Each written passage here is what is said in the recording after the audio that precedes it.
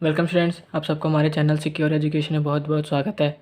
आज हम chapter 6 triangles में basic proportionality theorem, theorem 6.1 and theorem 6.2 करेंगे। तो वीडियो देखने से पहले आप चैनल को सब्सक्राइब जरूर कर दें और बेल आइकन ही दबा दें ताकि आप हमारी वीडियोस मिस ना कर पाएँ। तो स्टार्ट करते हैं। पहले हम बेसिक प्रोपोर्शनैलिटी थ्योरम के बारे में बात करेंगे। बहुत छोटी सी थ्योरम है। बेसिक प्रोपोर्शनैलिटी थ्योरम क्या कहता है कि the ratio of any two corresponding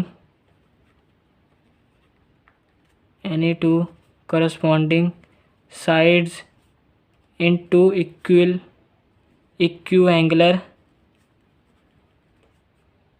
triangles is always the same। मतलब ये बेसिक प्रोपोर्शनैलिटी थ्योरम कह रहा है the ratio of any two corresponding sides in two equiangular triangles is always same. अगर दो ट्राइंगल्स हैं, इनके जो करस्पॉन्डिंग एंगल्स है ट्राइंगल्स के, अगर वो इक्वल हो तो इस थ्योरम से हम ये लिख सकते हैं कि जो उनके करस्पॉन्डिंग साइड्स है वो इक्वल ही होंगे। अब आपने पहले तो पढ़ा था 6.1 एक्सरसाइज में कि सिमिलर होने के लिए क्या चाहिए होता है कि जो उनके करस्पॉन्डिंग साइड्स हैं वो सेम रेशो में होने चाहिए और जो करस्पॉन्डिंग एंगल्स है इक्वल।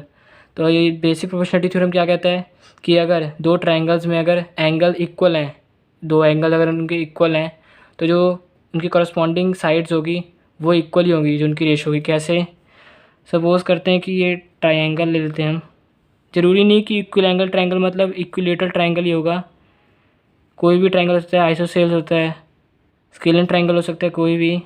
सपोज़ करते हैं ये ट्रायंगल है दो,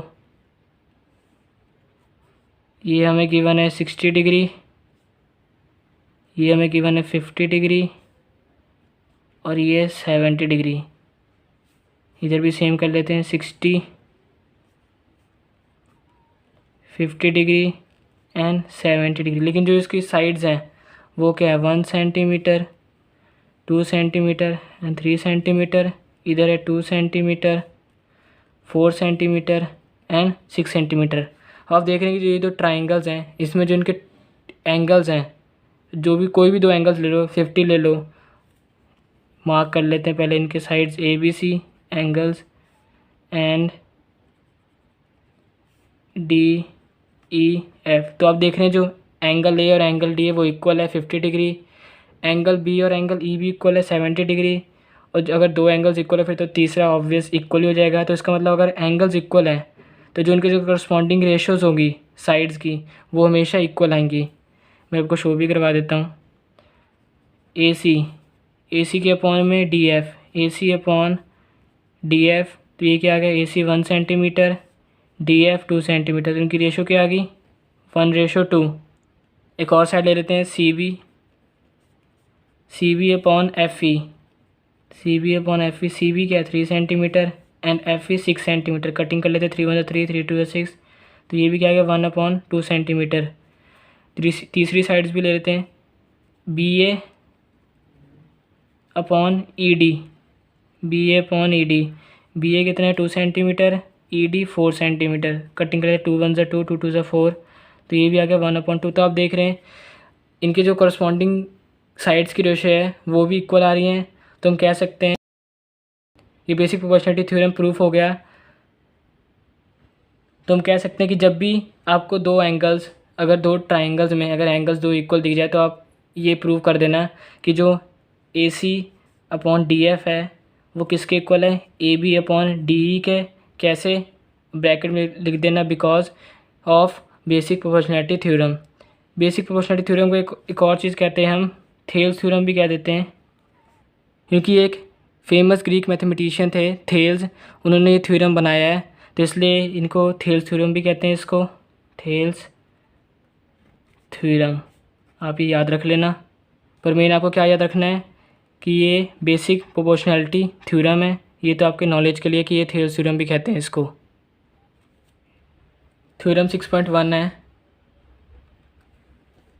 if a line is drawn parallel to one side of a triangle to intersect the other two sides in distinct points, the other two sides are divided in the same ratio। इसमें क्या बोला है कि अगर हम एक triangle है, अगर हम एक लाइन ड्रॉ कर दे जो कि जो थर्ड साइड्स के पैरेलल है, तीसरे साइड के अगर पैरेलल हो, जैसे कि हमने ये लाइन ड्रॉ कर दी है, ये दो साइड है, इसमें बताइए जो लाइन ड्रॉ करेंगे वो कट होनी चाहिए। यहाँ पे लिखा हुआ है one side of a triangle to intersect the other two sides in distinct points, मतलब जो अदर टू साइड्स को इंटरसेक्ट करे एक पॉइंट पे जिसको हमने डी और ई ले लिया, और वो थर्ड साइड के पैरेलल हो, जो बी सी है।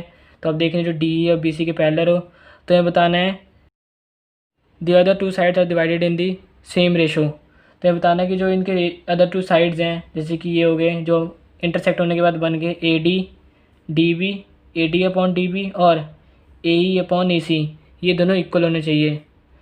तो सॉल्व करते हैं थ्योरम।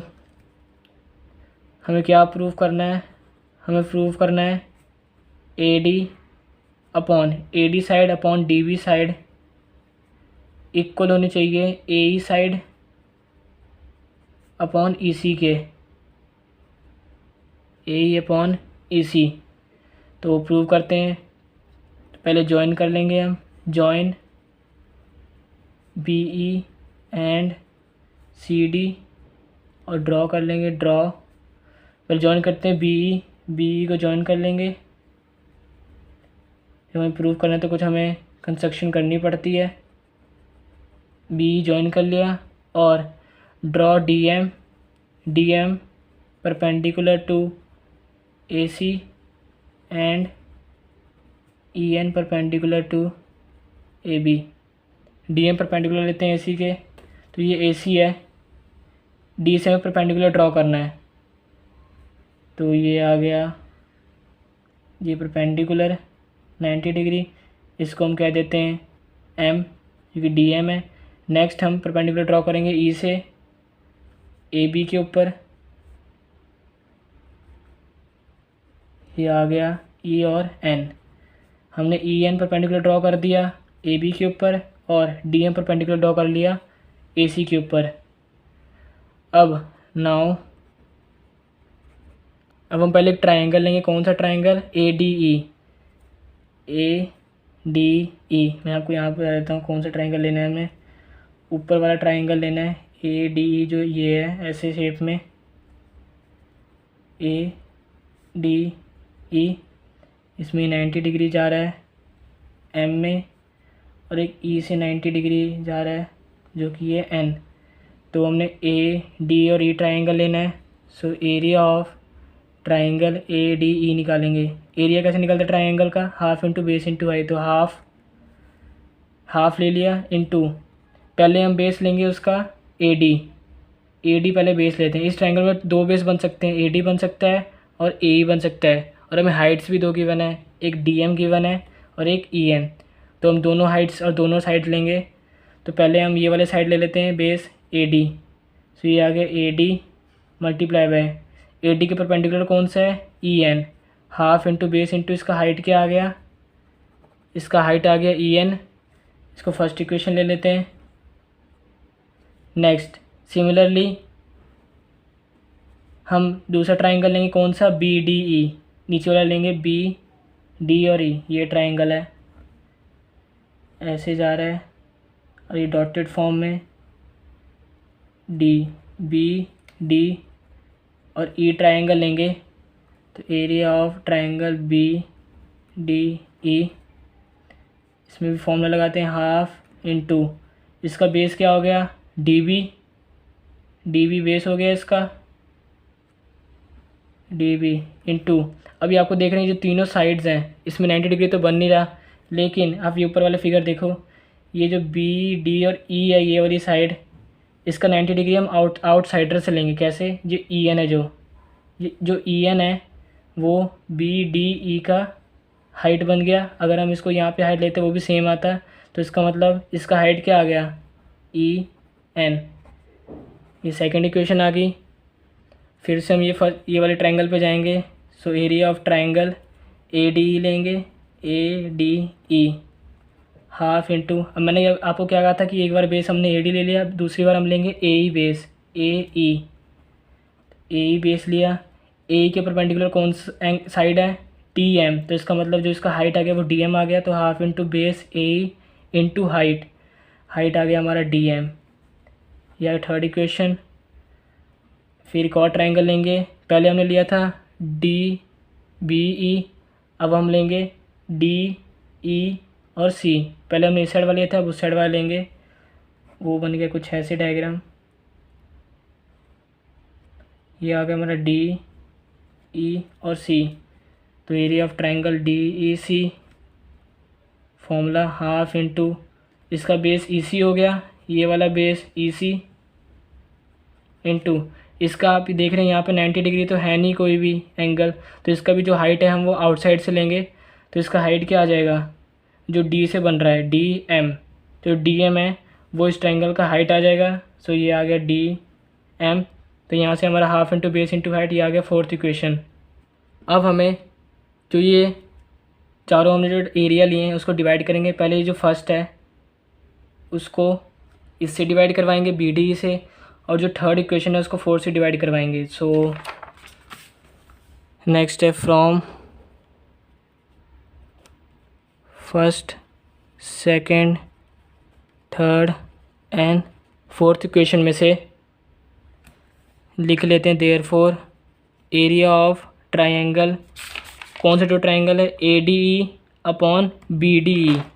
तो area of triangle A D E upon area of triangle B D E. तो ए डी का एरिया क्या है, half into A D multiply by E N, half multiply by A D multiply by E N upon B D का area क्या है, B D half multiply by D V multiply by E N, half multiply by D V multiply by E N. तो अब देख रहे हैं यहाँ पे हाफ हाफ कैंसिल हो गया, ई एन भी कैंसिल हो गया। तो ये क्या आ गया हमारा A D upon D V. इसको हम फिफ्थ इक्वेशन ले लेते हैं। सेकंड हम करेंगे area of triangle A D E upon D E C. So area of triangle A D E upon area of triangle D E C. तो ये आ गया ए डी ई का area half into A E multiply by D M, half multiply by A E multiply by D M, और D E C का क्या आ गया area, half multiply by E C multiply by D M. तो ये आ गया half multiply by D C multiply by D M. तो आप यहाँ से देख रहे हैं कि यहाँ पे भी हाफ कैंसिल हो गया, डी एम कैंसिल हो गया। तो ये आ गया ए ई अपॉन टी सी। ये हमारा सिक्स्थ इक्वेशन आ गया। अब मैं लिख लेता हूँ area of triangle B D E. जो ये बी डी एरिया ट्राइंगल है वो किसके इक्वल आ गया, area of triangle D E C. अब आप सोच रहे हैं कैसे आ गया। आप देखो जो ये ट्राइंगल है, इन दोनों जो ये बी डी ई है और जो डी ई सी है, इन दोनों ट्राइंगल का जो बेस है वो तो सेम है डी ई, और ये दोनों पैरेलल्स के अंदर बन रही हैं। जो पैरेलल कौन कौन से हैं, डी ई और बी सी। आप याद रखना जब भी कोई दो पैरेलल लाइंस हैं और उनका बेस सेम है डी ई, अगर वहाँ से आप ट्राइंगल बना रहे हैं जैसे डी सी और ई एम, तो इसका मतलब है जो ये डी ई बी है और डी ई सी है, ये दोनों, ये वाला ट्राइंगल और ये वाला ट्राइंगल, ये दोनों ट्राइंगल का एरिया क्या हो जाएगा, इक्वल हो जाएगा। तो इसलिए मैंने लिखा है area of triangle B D E और area of triangle D E C equal आ गया। इसको हम सेवन्थ इक्वेशन ले लेते हैं, लिख लेते हैं क्यों इक्वल है, बिकॉज ट्राइंगल बी डी और जो बी डी ट्राइंगल है and triangle D E C are on the same base पे, कौन सा base, D and between same parallels जो कि हैं बी सी एंड डी। तो इक्वेशन डायग्राम भी बना लेते हैं। ये ऐसे हमें ट्रेपीजियम बना जाता है। ये ऊपर हमारा डी ई है और ये बी सी, हमने डी सी को ज्वाइन किया था और बी को। तो आप देख रहे हैं ये जो ट्रायंगल है बी डी ई और डी ई सी वो सेम बेस पे है जो कि डी ई, और सेम पैरेलल साइड्स पे है कौन सा, बी सी और डी ई के। तो इससे क्या प्रूफ हो गया, from 5th 6th and 7th equation. तो इन तीनों इक्वेशन से क्या प्रूफ हो गया कि जो A D upon D B है, A D upon D B 5th equation, वो इसकी किसके इक्वल आ गई, ए ई अपॉन डी सी के, ए ई अपॉन डी सी के। मैं बताता हूँ कैसे। अब ये दो हमने जो डिवाइड किए थे उसमें ए डी तो सेम है, नीचे जो हमने बी डी ई लिखा है डी ई सी लिखा है वो भी आप यहाँ से देख रहे हैं, मैंने इक्वल प्रूफ करवा दिया है। तो इसका मतलब ये बी डी ई और डी ई सी में इक्वल आ गए। तो ये अगर ये दोनों डिवाइड इक्वल हैं आपस में, तो जिनका रेशियो है ये वाला, ये भी इक्वल होगा। तो यहीं से हमने लिख लिया A D upon D B इसके इक्वल आ गए ए ई अपॉन ई सी। यही हमें प्रूव करना था, तो हमारा आंसर आ गया। हैंस प्रूव्ड, हमने प्रूव कर दिया है। क्या प्रूव करना था, A D upon D B equals to A upon E C, A D upon D B equals to A upon E C आ गया। सॉरी यहाँ पे ई सी है।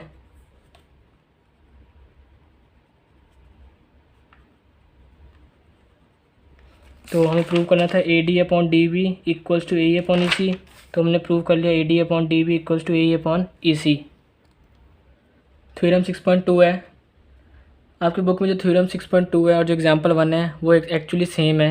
थ्योरम 6.2 में आपको बस बहुत थोड़ा सा बताया हुआ है और फिर आपको बोला गया कि आप एग्जाम्पल 1 देखो अगर आपको पूरा जानना है। तो मैं आपको थ्योरम 6.2 में ही पूरा एक्सप्लेन कर दूंगा, जिससे आपको एग्जाम्पल 1 और थ्योरम 6.2 पूरा क्लियर हो जाएगा, क्योंकि ये दोनों एक ही है, थ्योरम 6.2 जिसको कहते हैं। तो थ्योरम है, if a line divides any two sides of a triangle in the same ratio then the line is parallel to the third side. हमें बताया कि अगर ये लाइन है, अगर वो इस जो दो साइड्स हैं अगर उनको इंटरसेक्ट करके अगर इनको सेम रेशो में डिवाइड करती हैं, तो इसका मतलब है ये जो लाइन फिर हमने जो बनाई है वो थर्ड साइड के पैरेलल है। तो सॉल्व करते हैं। हमें क्या बताया इसमें, जो डी ई है वो पैरेलल है बी सी के। बात वही है कि अगर ये रेशो सेम होगी तो इसका मतलब थर्ड साइड पैरेलल है, ये जो लाइन है वो थर्ड साइड के पैरेलल है। या फिर कह दो कि अगर ये इसके पैरेलल है तो इसका मतलब ये रेशो इक्वल होगी। इधर से भी ले लो, उधर से बात वही पड़ता है। हम ले लेते हैं कि डी ई है जो बी सी के पैरेलल है। तो हमें क्या प्रूव करना है, ये तो हमें गिवन है और हमें प्रूव करना है A D upon A B, A D upon A B equal to A E upon A C. हमें ये प्रूव करना है कि जो ए डी है वो A D upon A B है जो वो इक्वल है ए ई अपॉन ए सी के। तो अगर पैरेलल होगी तो इसका मतलब इनकी रेशो भी इक्वल होगी। तो प्रूव करते हैं। तो पहले हम ले लेंगे कि जो ए डी है वो डी बी के इक्वल आ गया, A D upon D B, A D upon D B equals to A E upon E C. ये इक्वल आ गए। कैसे, हमने थ्योरम 6.1 क्या पढ़ा था कि अगर जो एक लाइन हमने ड्रॉ की अगर वो थर्ड साइड के पैरेलल है तो वो जो दो साइड्स हैं, टू साइड्स, वो इनको इक्वल रेशो में डिवाइड करती है। तो A D upon D B, A E upon E C आ गया। थ्योरम पेपर में आप कभी भी ये मत लिख के आ जाना कि हाँ ये थ्योरम 6.1 है। आपको पूरा थ्योरम का नेम लिखना पड़ेगा। जैसे A D upon D B equal आ गया ए अपॉन ई सी की। कैसे आया, ये आया इफ़ अ लाइन, पूरा लिखना पड़ेगा, if a line is drawn parallel to one side of a triangle then it divides it in then it divides its sides in the same ratio.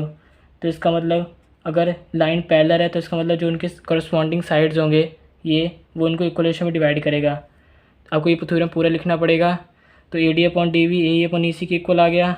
अब हमें इसमें 1 ऐड करना है। So AD upon DB plus 1 equals to AE upon EC plus 1। ये लिख लिया। इसको LCM लेके सॉल्व करते हैं। तो इधर एलसीएम क्या आ गया हमारा, DB अपॉन DB में DB 1 पे आता है, 1 मल्टीप्लाई बाई AD, ये आ गया AD प्लस इधर 1 था तो 1 में DB कितने पे आएगा, DB मल्टीप्लाई बाई 1, ये आ गया DB इक्वल्स टू इधर एलसीएम EC। तो अब EC को EC से डिवाइड किया, 1 आ गया, 1 multiply by AE plus EC को 1 से डिवाइड किया, EC आया, EC मल्टीप्लाई 1, ये आ गया EC। तो AD प्लस DB क्या होता है, AD प्लस DB क्या है, AB है, AB अपॉन DB आ गया equals to AE plus EC। अगर प्लस किया तो ये AC बनता है। डायग्राम में आप देख रहे हैं AC अपॉन EC। अब आपको क्या है, आपको प्रूफ क्या करना था, AD अपॉन DB और AE अपॉन EC। हमारा आया AB अपॉन DB और AC अपॉन EC। अब इसको हम इन्वर्स कर देंगे। कैसे, जो DB है उसको ऊपर ले आएंगे और AB को नीचे। तो अगर ये करना है, अगर हम एक साइड करेंगे तो दूसरी साइड भी करना पड़ेगा, तो ये इक्वल हो जाता है। तो इधर भी EC को ऊपर ले आएंगे और AC को नीचे। सो ये क्या हमारा बन गया, DB upon AB equals to EC upon AC। तो अब देख रहे हैं हमें क्या लाना था, AD लाना था, यहाँ पे DB है। हमने थ्योरम से तो प्रूव कर दिया है कि जो AD है वो DB के इक्वल है और जो AE है वो EC के इक्वल है, थ्योरम 6.1 से। तो DB की जगह हम क्या लिख देंगे, DB की जगह लिख देंगे हम AD और EC की जगह लिख देंगे AE। तो ये आ गया AD upon AB, AD upon AB equals to, और EC किसके इक्वल है, AE के, तो AE upon AC, AE upon AC। तो यहाँ से जो हमें प्रूव करना था वो हो गया। So hence proved. हमें प्रूव करना था AD अपॉन AB है वो AE अपॉन AC के इक्वल होना चाहिए। सो AD अपॉन AB किसके इक्वल आ गया, AE अपॉन AC के। तो स्टूडेंट्स यहीं पे थ्योरम 6.1 और थ्योरम 6.2 कंप्लीट होती है। तो अगर आपको मेरी टीचिंग अच्छी लगी तो आप प्लीज़ इस वीडियो को लाइक जरूर कर दें, कमेंट करके बताएं कि आपका एक्सपीरियंस कैसा रहा। इस वीडियो को शेयर करना ना भूलें और हाँ, चैनल को सब्सक्राइब करना भी मत भूलना। जय माता दी।